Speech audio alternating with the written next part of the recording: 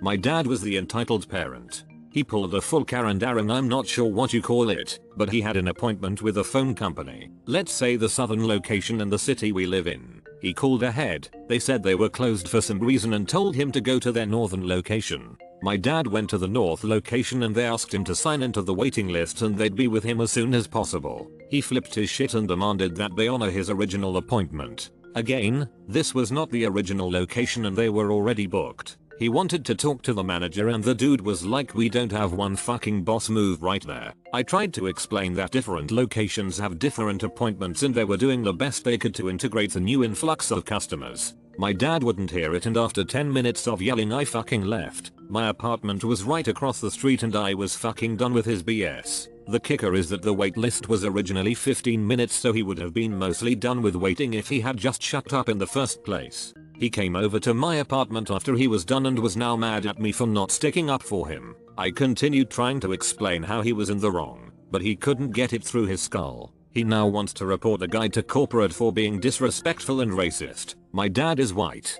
Employee was a black man. I told him that he'd just get the poor kid fired, and he probably only acted that way because he's dead inside from all the entitled assholes that come into the store. My dad still ended up calling someone to complain when he got home, but not before I dropped off a note in defense of the employee.